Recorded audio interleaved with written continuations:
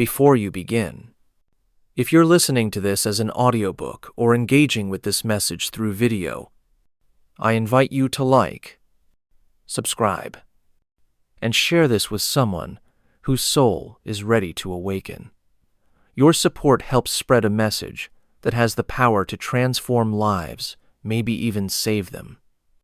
Now, take a moment, breathe in deeply. What you're about to read isn't just information. It's a transmission, a call from the higher part of yourself that's been waiting for you to remember.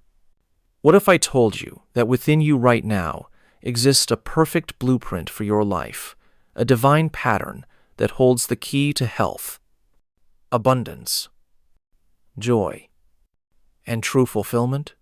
What if the struggles, limitations, and challenges you face aren't your true reality, but simply shadows cast by your disconnect from this higher design within? This isn't wishful thinking or mystical fantasy.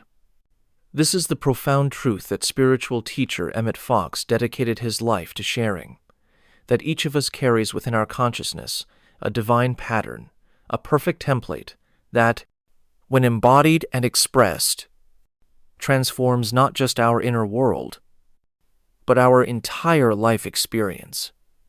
This book is a guide, a reminder, and a sacred map back to that design.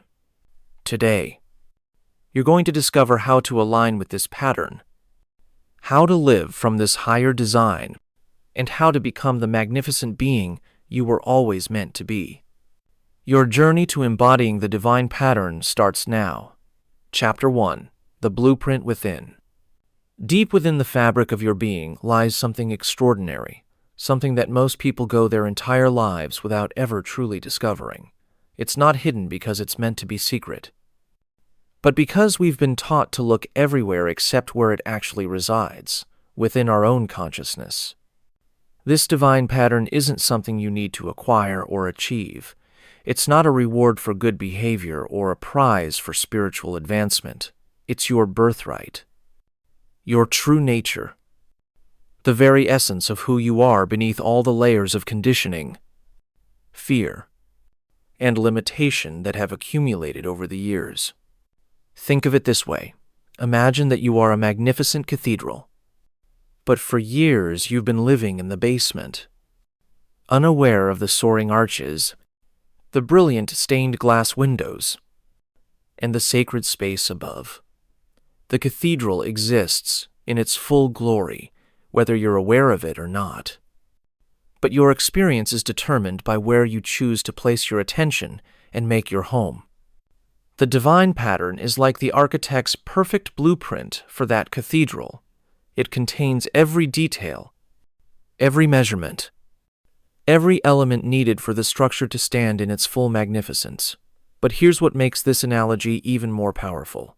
You are simultaneously the cathedral, the blueprint, and the builder. You have within you everything needed to manifest the divine pattern in your daily experience. Emmet Fox understood this profound truth and spent his life teaching others how to access and embody this pattern. He knew that when we align our thoughts, beliefs, and actions with this higher design, we don't just improve our lives, we transform them completely. We move from survival to thriving, from limitation to expansion, from fear to love. The divine pattern contains the template for perfect health, not just the absence of disease, but radiant vitality, energy that flows freely through every cell of your body, and a physical form that serves as a perfect vehicle for your soul's expression. It contains the blueprint for true abundance, not just money, though that may be part of it, but a richness of experience, meaningful relationships, purposeful work, and the deep satisfaction that comes from living in alignment with your highest nature. This pattern holds the design for authentic happiness, not fleeting pleasure or temporary satisfaction, but the deep, abiding joy that comes from knowing who you truly are and expressing that truth in every moment. It includes the framework for harmonious relationships, where you neither dominate nor submit, but dance in the beautiful balance of mutual respect, love, and growth. But perhaps most importantly, the divine pattern contains the blueprint for your unique contribution to the world. Just as every snowflake has a distinct and perfect design, your divine pattern is unlike anyone else's. It holds the key to your special gifts, your particular way of serving, and the unique light that only you can bring to the world. Understanding this pattern isn't an intellectual exercise, it's a recognition, a remembering of what you've always known at the deepest level. When Fox spoke of this divine design, he wasn't asking people to believe something foreign or accept something on faith alone. He was inviting them to recognize what was already true, to see what was already there, to awaken to what had never actually been asleep. This recognition often comes in moments of stillness, in the quiet spaces between thoughts, in those precious instances when the constant chatter of the mind subsides and you touch something vast and peaceful within. It might arrive during a sunset that takes your breath away, in the laughter of a child, in a moment of creative inspiration, or in the simple awareness that you are more than your problems, more than your history, more than any limitation you've accepted as real. The divine pattern isn't static, it's alive, dynamic, constantly unfolding and expressing itself in new ways. It's not a rigid set of rules or requirements, but a living intelligence that knows exactly what's needed in each moment for your highest good and greatest joy. It responds to your recognition, grows brighter with your attention, and becomes more active in your life as you learn to trust and follow its guidance. This is why Fox taught that embodying the divine pattern isn't about forcing or struggling or trying to make things happen through willpower alone. It's about learning to align, to attune, to allow the pattern to express itself through you naturally and effortlessly. It's about becoming a clear channel for the divine intelligence that already knows how to create perfect outcomes in every situation. When you truly understand that this pattern exists within you, everything changes. You stop seeing yourself as a victim of circumstances and recognize yourself as a co-creator with the divine. You stop believing that you're limited by your past and realize that each moment offers a fresh opportunity to express your highest potential. You stop thinking that you have to figure everything out with your mind and begin to trust the wisdom that flows from a deeper source. The divine pattern is your true identity, your authentic self, your soul's expression in physical form. It's been waiting patiently for you to remember, to recognize, to receive what has always been yours. Today, we begin the journey of not just understanding this pattern, but embodying it, living it, expressing it in every area of your life. Chapter 2: The Science of Consciousness. To truly embody the divine pattern, we must understand the remarkable nature of consciousness itself. Fox recognized that consciousness isn't just something we have, it's what we are.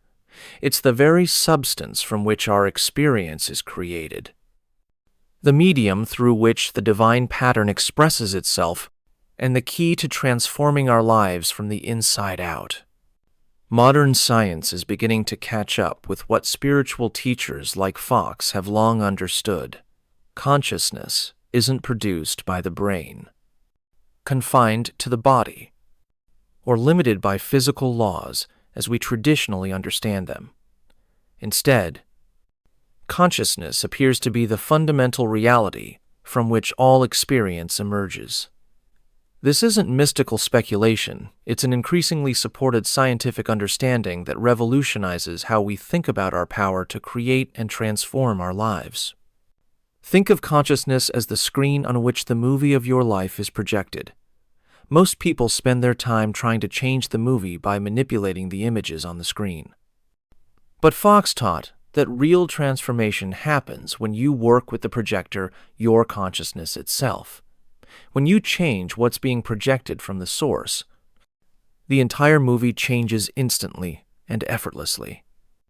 Your consciousness operates through various levels. Like floors in a building, the ground floor is your everyday awareness, the thoughts, feelings, and perceptions that fill your daily experience.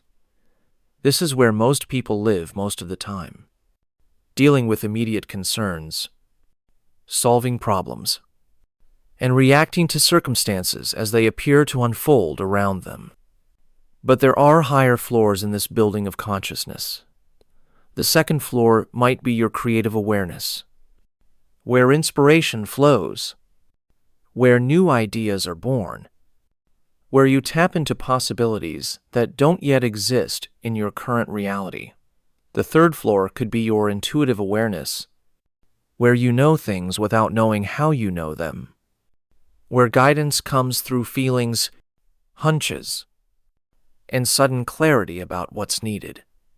Higher still is what Fox called the Christ consciousness, not referring to any particular religious figure, but to that level of awareness where you recognize your unity with the divine, where you know yourself as an expression of infinite love, wisdom, and power. This is where the divine pattern lives in its purest form, unmarked by the limitations and distortions that accumulate at lower levels of consciousness. At the highest level is what many traditions call cosmic consciousness or unity consciousness, the awareness that all is one, that separation is an illusion, that you are not separate from the source of all creation, but are that source expressing itself as you. From this level, the divine pattern isn't something you have or something you're trying to access, it's what you are. The extraordinary thing Fox taught is that you don't have to climb these floors one by one like a physical building. Consciousness doesn't work linearly. You can, in any moment, shift your awareness to any level. A single thought aligned with truth can lift you instantly from the basement of limitation to the penthouse of infinite possibility.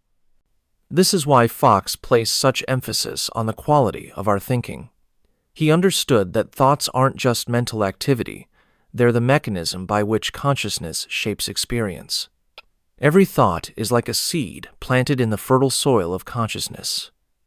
Given time and attention, that seed will grow into corresponding experience in your life. But here's where it gets really interesting. The divine pattern within you is constantly broadcasting thoughts of its own thoughts of wholeness, abundance, love, joy, and perfect expression. These thoughts are always available to you, but they're often drowned out by the louder, more insistent thoughts of limitation, fear, and separation that have been programmed into your consciousness through years of conditioning. Learning to embody the divine pattern is largely about learning to tune into these higher thoughts, to align your thinking with the thoughts that are always flowing from your highest nature. It's like adjusting the dial on a radio. The stations are always broadcasting, but you only hear the one you're tuned into. The science of consciousness reveals that your brain isn't the creator of your thoughts. It's more like a receiver, picking up and processing the thoughts that exist in the field of consciousness you're attuned to. This is why two people can look at the exact same situation and see completely different things. They're not just interpreting differently, they're literally receiving from different stations in the field of consciousness. When you understand this, you realize that you have far more control over your experience than most people believe. You're not at the mercy of random thoughts that pop into your head. You can choose which station to tune into. You can consciously align with the frequency of the divine pattern within you. Fox taught specific techniques for doing this, which we'll explore in detail later. But the foundation is understanding that consciousness responds to intention, attention, and recognition. when you intend to align with your highest nature, when you pay attention to the thoughts and feelings that come from that level, and when you recognize these as your true thoughts rather than the mental chatter of conditioning, your consciousness begins to reorganize itself around this higher pattern. This isn't positive thinking in the superficial sense of trying to plaster happy thoughts over negative feelings. It's the deep recognition that at the core of your being, you are already whole, abondant, loved, and perfect. The thoughts that flow from this recognition aren't affirmations you're trying to convince yourself to believe their truth you're remembering and allowing to express itself through you. The science of consciousness also reveals why the divine pattern is so powerfully transformative when we align with it. This pattern isn't just a nice idea or inspiring concept, it's the organizing principle of consciousness itself. When you align with it, you're aligning with the very force that creates and sustains all life. You're plugging into the infinite intelligence that knows how to heal every illness, solve every problem, and create every good thing you could possibly desire. This intelligence doesn't work through struggle or strain. It works through what Fox called the law of least effort, the natural tendency of life to express itself in the most harmonious, efficient, and beautiful way possible. When you align with the divine pattern, you align with this natural flow, and life becomes less about fighting upstream and more about learning to navigate the current that's always carrying you toward your highest good. Understanding the science of consciousness is crucial because it gives you the confidence to work with these principles even when external circumstances seem to contradict them. When you know that consciousness is primary and that physical experience follows consciousness rather than determining it, you can maintain your alignment with the divine pattern even when appearances suggest otherwise. This knowledge also frees you from the need to understand exactly how transformation will happen. The divine pattern contains its own intelligence about timing, method, and manifestation.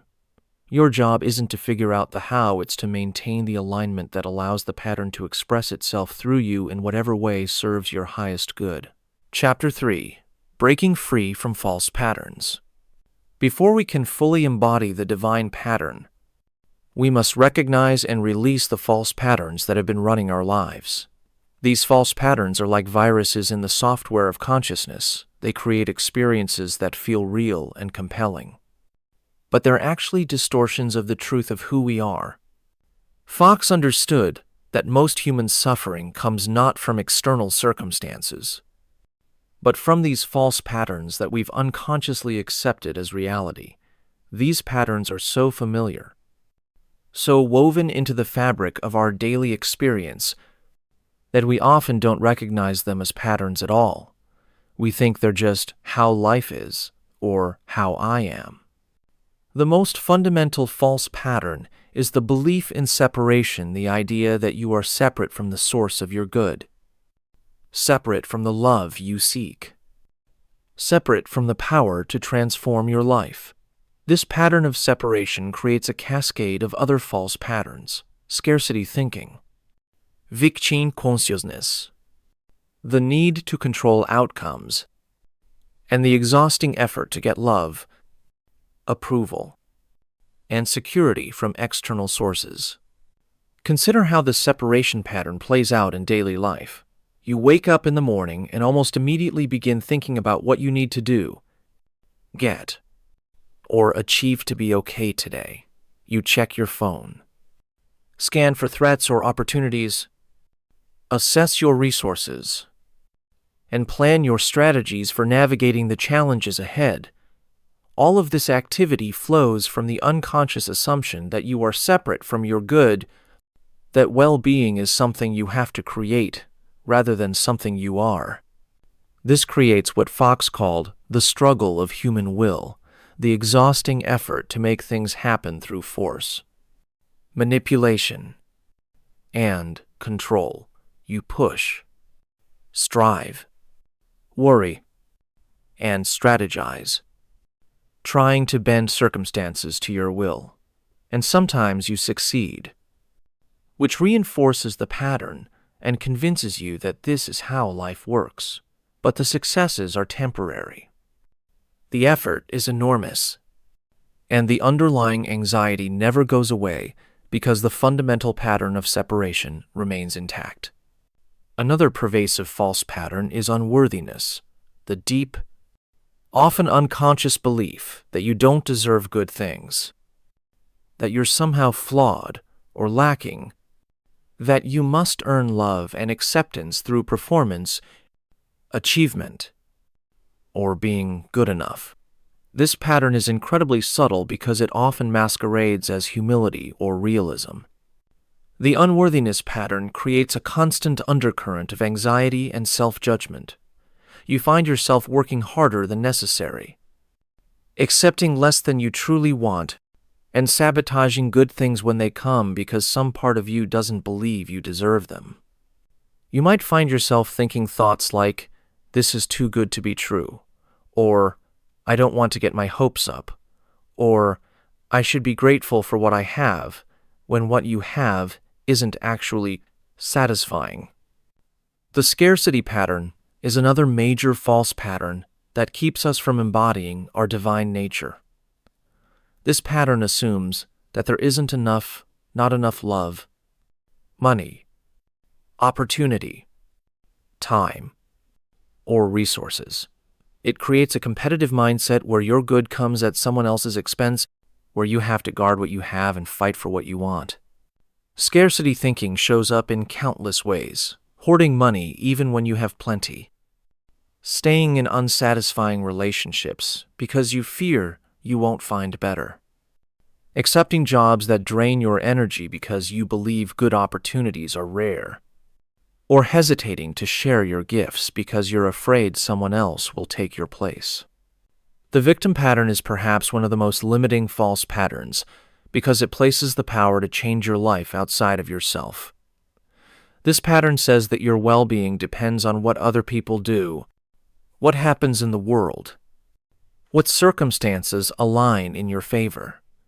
It creates a sense of powerlessness that can be very seductive because it absolves you of responsibility while also ensuring that you remain stuck.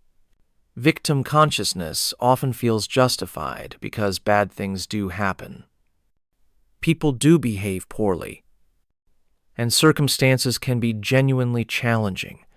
But Fox taught that the question isn't whether these things happen, it's whether you define yourself by them. The victim pattern says, "I am the effect of causes outside of myself." The divine pattern says, "I am a creative force in my own life." These false patterns don't exist in isolation. They reinforce each other and create what Fox called the circle of human experience. Separation creates unworthiness, which creates scarcity, which creates victim consciousness, which reinforces separation, and round it goes.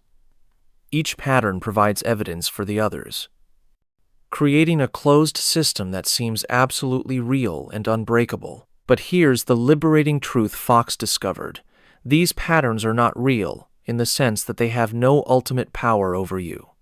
They exist only in consciousness, which means they can be changed through consciousness. They persist only as long as you give them your attention and belief. The moment you withdraw your investment in them and align with the divine pattern instead, they begin to dissolve. Breaking free from false patterns isn't about fighting them or trying to eliminate them through willpower. That approach actually strengthens them by giving them more attention and energy.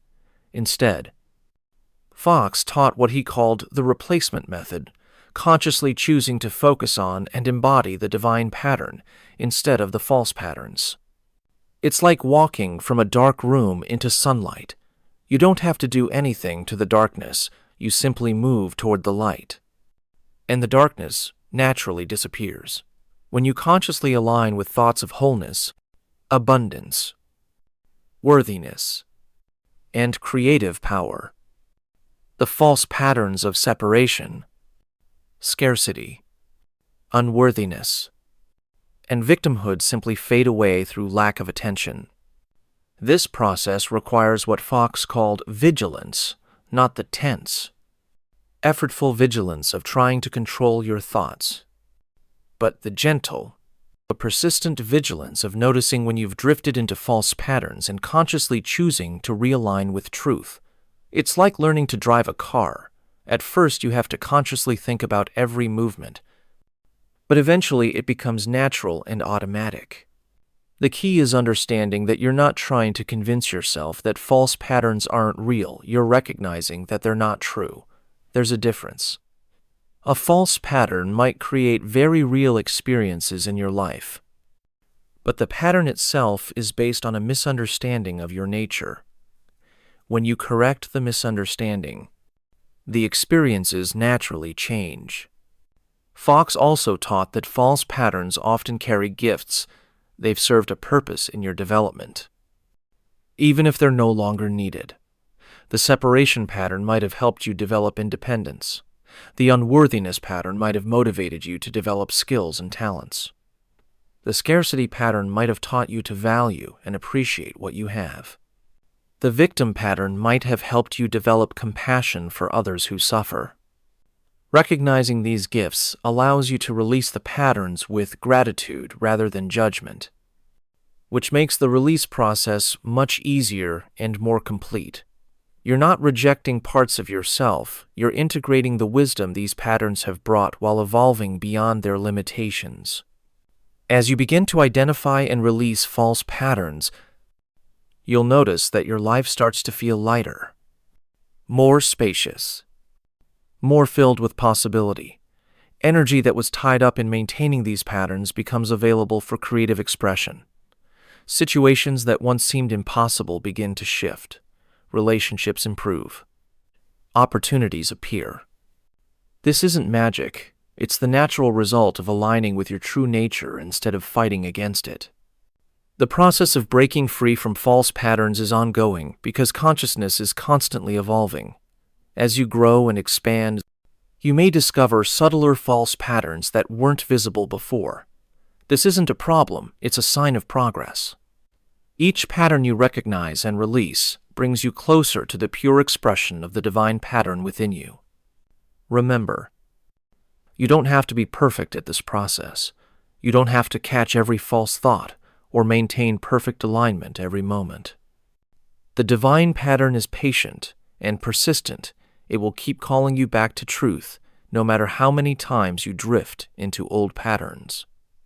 All that's required is your willingness to keep turning toward the light. Chapter 4. The Power of Aligned Thinking. Your thoughts are the most powerful tool you have for embodying the divine pattern. Not because thoughts create reality in some magical way, but because thoughts are the language through which consciousness expresses itself. And consciousness is the substance from which all experience is made. Fox understood that most people are unconscious of their thinking patterns. Thoughts seem to just happen to them, arising randomly and demanding attention. But he taught that we can become conscious co-creators with our thoughts, learning to choose thoughts that align with the divine pattern within us, rather than simply accepting whatever mental chatter happens to arise. This isn't about positive thinking in the superficial sense of trying to think happy thoughts while ignoring problems. It's about recognizing that there are two distinct types of thinking available to you at every moment: thinking that flows from the divine pattern within you, and thinking that flows from the false patterns we discussed earlier. Thinking that flows from the divine pattern has certain unmistakable characteristics. It's peaceful rather than anxious, expansive rather than contracting, loving rather than fearful, empowering rather than victimizing, abundant rather than scarce. These thoughts don't feel forced or artificial. They feel true, natural, like coming home to yourself. When you think from the divine pattern, thoughts like these arise naturally. I am whole and complete as I am. Everything I need is available to me. This situation is working out for my highest good.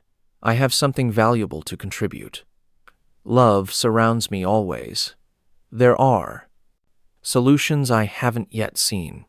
I am guided and supported. These aren't affirmations you're trying to convince yourself to believe. They're recognitions of what's already true at the deepest level of your being. When you align with this level of truth, these thoughts don't feel like wishful thinking or positive self-talk. They feel like remembering something you've always known. Thinking that flows from false patterns has equally unmistakable characteristics. It's anxious, contracting, fearful, disempowering, and scarcity-based. These thoughts create tension in your body, cloudiness in your mind, and a sense of separation from your good. They sound like, I'm not enough. There's not enough. I can't trust this. I have to make this happen. What if it doesn't work out? I should have done better. It's too late. The crucial understanding Fox taught is that you always have a choice about which type of thinking to engage with. You're not a victim of your thoughts. You're the consciousness that can observe thoughts and choose which ones to develop and which ones to release. This choice point comes in the space between a thought arising and your response to it. In that space, you can ask yourself, does this thought come from the divine pattern within me, or from a false pattern? Does it expand my sense of possibility or contract it? Does it connect me with my good or separate me from it? Does it empower me or make me feel powerless? Learning to consistently choose aligned thinking requires what Fox called mental discipline. This isn't harsh self-control or rigid mental policing. It's the gentle, persistent practice of bringing your attention back to thoughts that serve your highest good whenever you notice you've drifted into patterns that don't. Think of it like training a puppy. You don't punish the puppy for wandering off. You gently, but consistently guide it back to where you want it to be. Eventually, the puppy learns to stay where it belongs naturally. Your mind works the same way. With patient, consistent guidance, it learns to naturally rest in thoughts that align with your divine nature. One of the most powerful tools Fox taught for developing aligned thinking is what he called scientific prayer or treatment. This isn't asking a distant God for favors or trying to bargain with the universe. It's the conscious practice of aligning your thinking with the truth of the divine pattern within you. A treatment begins with recognition, acknowledging the fundamental truth of your divine nature. You might think something like, there is one infinite intelligence, one source of all good, one creative power in the universe. This power is within me, expressing as me, and I am one with it now. The next step is unification, recognizing that you're not separate from your good, that what you desire is actually the divine pattern seeking to express itself through you. The peace I seek is my natural state. The abundance I desire is already mine in consciousness. The love I want to experience is what I truly am. Then comes realization, allowing yourself to truly feel and know the truth of these statements. Not just think them intellectually. This is where thinking becomes aligned with feeling, where mental understanding drops into heart knowing, where recognition becomes embodiment. Finally, there's gratitude and release, thanking the universe for the good that is already yours and releasing any need to control how it manifests. I am grateful for the perfect unfoldment of my highest good. I release this treatment knowing it is already accomplished in divine mind. This process isn't about getting something you don't have. It's about aligning with what you are. When your thinking aligns with the divine pattern in this way, your entire consciousness shifts, and experiences that match this new level of consciousness naturally follow. Fox also taught the importance of what he called watching your words, the words you speak, especially to yourself. are crystallized thoughts. They carry enormous power to either reinforce the divine pattern or strengthen false patterns. When you consistently speak words of limitation, lack, fear, and separation, you're programming your consciousness to create experiences that match these words. But when you learn to speak words that align with your divine nature, words of wholeness, abundance, love, and possibility, you're activating the divine pattern within your consciousness. Your words become decrees that the universe responds to, not because you're commanding some external force, but because you're aligning with the creative power that you are. This doesn't mean you can never acknowledge challenges or speak about problems. It means you learn to speak about them from the perspective of the divine pattern rather than from victim consciousness. Instead of, "I'm sick and I don't know what to do," you might say, "I'm experiencing a healing opportunity and I trust my body's wisdom to restore perfect health." Instead of, "I can't afford this," you might say, "I'm open to creative solutions and new sources of supply." The key is to speak as the person you're becoming, not as the person old patterns have convinced you that you are. You speak from the end result, from the fulfilled pattern, from the truth of your divine nature. This isn't denial, it's calling forth the highest possibility in every situation. Aligned thinking also involves what Fox called the practice of the presence. This is the constant remembrance that you are not alone in your thinking, that the infinite intelligence of the universe is always available to think through you when you allow it. Instead of struggling to figure everything out with your limited personal mind, you learn to open to the mind that knows all things. This practice transforms thinking from an effortful activity to a receptive one. Instead of trying to think your way to solutions, you create space for solutions to arise naturally. Instead of analyzing problems to death, you hold them lightly in awareness and allow wisdom to emerge. Instead of planning every detail of your future, you align with your highest vision and trust the intelligence that knows how to bring it about. The fruits of aligned thinking are unmistakable. Life becomes more harmonious, effortless, and joyful. Synchronicities increase. Right people and opportunities show up at the right time. Challenges resolve more easily. Health improves. Relationships deepen. Creative inspiration flows more freely. You begin to live in what Fox called the flow of the divine pattern. But perhaps most importantly, aligned thinking reconnects you with who you truly are. Instead of feeling like a separate, struggling individual trying to make things work out, you begin to experience yourself as an expression of infinite wisdom, love, and creative power. You discover that the divine pattern isn't something you have to achieve, it's what you are when all the false patterns fall away. Chapter 5. Emotional Mastery and Divine Flow. Emotions are the flowing energy of consciousness, the dynamic force that gives life its color, passion, and power. Fox understood that learning to work skillfully with emotions is essential for embodying the divine pattern, not by suppressing or controlling them, but by understanding their true nature and allowing them to serve your highest expression. Most people have a complicated relationship with emotions. We've been taught to label some emotions as good and others as bad, to seek the positive ones and avoid the negative ones, to be ashamed of certain feelings and proud of others. But this approach creates internal conflict and actually prevents us from accessing the wisdom and power that emotions contain. The divine pattern includes the full spectrum of emotional experience, but it expresses emotions in their pure, uncontrasted form. When you're aligned with your divine nature, you don't suppress anger, you express it as righteous indignation against injustice, as powerful motivation for positive change, as clear boundary setting when someone crosses a line.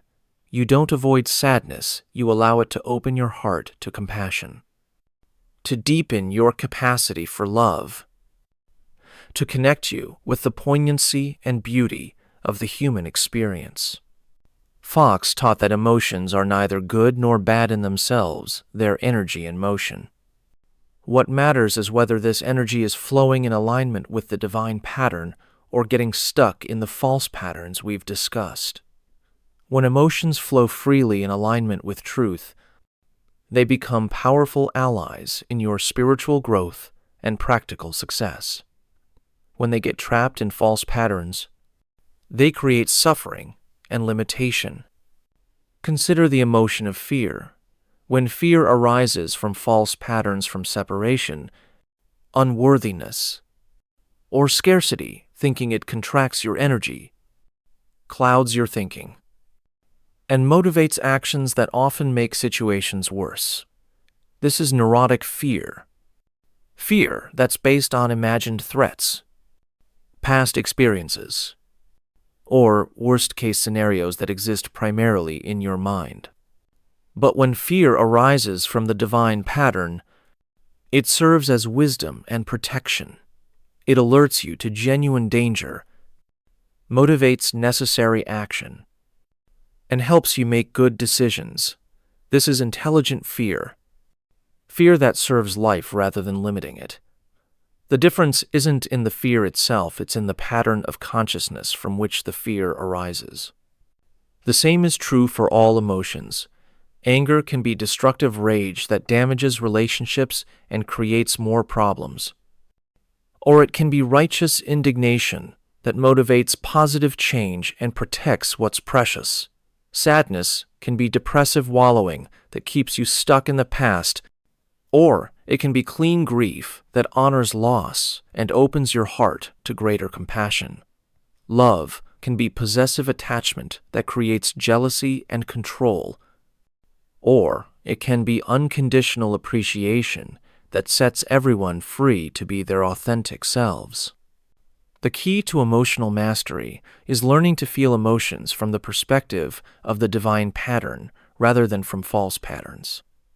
This begins with what Fox called emotional honesty, the willingness to feel what you actually feel without judgment, denial, or immediate attempts to fix or change it. Most people are afraid of their emotions because they've learned to identify with them completely. When anger arises, they think, "I am angry," and then become afraid of what they might do or say. When sadness comes, they think, "I am sad," and worry that they'll never feel better. When fear appears, they think, "I am afraid," and assume they're in real danger. But Fox taught a different understanding. You are not your emotions. You are the consciousness that experiences emotions. Emotions arise within you, move through you, and pass away. But they don't define you or control you unless you allow them to. You are the sky. And emotions are like weather patterns that come and go. The sky is never damaged by the storm, never made less by the clouds, never controlled by the wind. This understanding allows you to experience emotions fully without being overwhelmed by them. You can feel anger without becoming violent, sadness without becoming depressed, fear without becoming paralyzed. You can let emotions inform you without letting them control you. Learn from them without being defined by them. Honor them without being enslaved by them. The practice of emotional mastery begins with what Fox called the pause. When strong emotion arises, instead of immediately reacting or trying to make the feeling go away, you pause. In this pause, you breathe deeply. Relax your body. And remember that you are larger than any emotion you're experiencing. In this space of pause, you can ask yourself some key questions. What is this emotion trying to tell me? What does it want me to know or understand? How can I honor this feeling while staying aligned with my highest good? What would love do in this situation? These questions shift you from reactive mode to responsive mode, from being a victim of your emotions to being a conscious co-creator with them. You begin to see emotions as messengers rather than masters, as sources of information rather than sources of identity. Fox also taught the importance of what he called emotional alchemy, the ability to transform lower vibrational emotions into higher ones, not by suppressing the lower ones, but by finding their highest expression. This isn't about pretending to feel different than you do. It's about allowing emotions to evolve into their most constructive forms. For example, if you're experiencing jealousy, you don't try to talk yourself out of it or pretend it's not there. Instead, you explore what the jealousy is really about. Usually, you'll discover that jealousy is actually love that's been distorted by fear of loss. When you recognize this, you can let the jealousy transform back into its original form, appreciation for what you love and trust in your ability to create and attract good things. If you're experiencing resentment, you explore what it's really about. Often, resentment is actually a signal that your boundaries have been crossed or that you've been giving your power away. When you recognize this, you can let the resentment motivate you to reestablish healthy boundaries and reclaim your authentic power. This alchemical process works because emotions, at their core, are all expressions of love, either love flowing freely or love that's been contracted by fear. When you trace any emotion back to its source, you'll find that it originates in care, in the deep desire for well-being, connection, and authentic expression. Even anger usually comes from love of justice. Even sadness usually comes from love of what has been lost. Even fear usually comes from love of safety and security. Fox taught that the highest emotional expression of the divine pattern is what he called divine love, not romantic love or even personal affection, but the unconditional appreciation for life itself. This love doesn't depend on circumstances, doesn't require reciprocation, doesn't diminish when challenged. It's the love that celebrates existence, that sees the good in every person and situation, that remains stable regardless of external conditions. This divine love isn't something you have to manufacture or work up. It's your natural state when all false patterns fall away. It's what remains when you stop protecting yourself against life. Stop judging yourself and others. Stop trying to control outcomes.